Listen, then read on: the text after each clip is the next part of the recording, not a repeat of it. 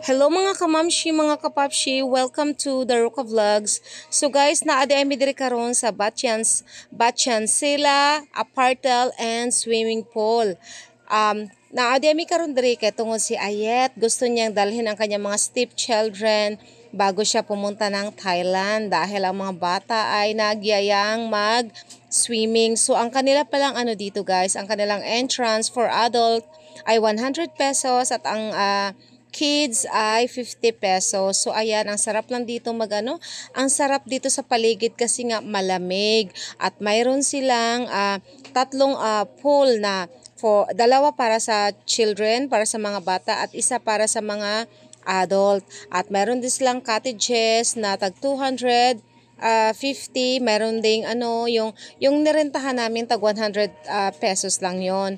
So guys, kung gusto nyong dalhin ang mga bata nyo dito, safe na safe kasi dalawa yung pool na pang bata kaya hindi ka talaga matatakot para sa iyong children. So ito yung para sa mga events.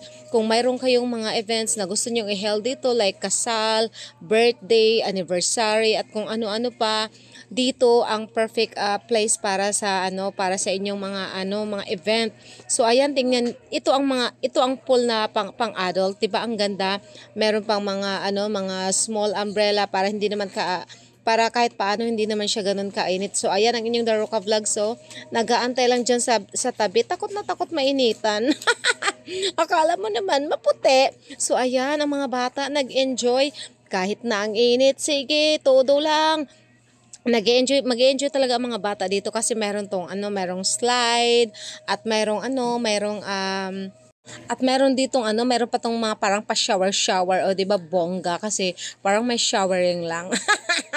Kung naghanap ka na parang showering o dito ka na pumunta sa Batyan Sila Apartel and Swimming Pool o 'di ba? So dahil summer na, napakainit, so ito yung perfect place para sa mga gustong magpalamig kasi at the same time habang ikaw ay nagre-relax dito kasi malamig ang paligid, ang mga bata nag-e-enjoy pa kasi ayan, tingnan niyo naman yung pa-shower nila o 'di ba? Ang sarap magpa-shower. So guys, punta na kayo dito kung kayo ay nainip na dyan sa inyong mga pamamahay. At kung ano ang address nito, bahala na kayong maghanap. Huwag nyo na akong pahirapang maghanap. Kasi hindi ko nga pala alam ang address nito. Sorry ha. Pero syempre, huwag nyo na akong pahirapan. Akala nyo madaling maghanap ng address? Hanapin nyo. Nahirapan ako sa kalisod mag-voice over ha. So, it's okay lang yun. I-google nyo na lang para malaman nyo. Huwag nyo nang pahirapan ang inyong Daroka Vlogs. Hirap na nga mag-voice over. Minsan nagkandapitla-pitla na nga sa pag-voice over. Dito guys, no? Ang hirap mag-voice over. Ayan, nag-e-enjoy kami. Kasama ko nga pala si Ayet, ang mga bata, ang kanyang mga igagaw, ang kanyang kiddos, at meron kaming dalang mga snacks. Snack lang naman ang dala namin, no? Ayan, di ba? Ang sarap ng mga snack kasi wala kaming masyadong budget kasi free lang pala ni Ayet lahat yan. Tayo naman kasi ay nakikilibre na lang palagi. Ayan, kay Ayet lahat yan. So, ang sarap kumain lalo na kapag libre, 'di ba?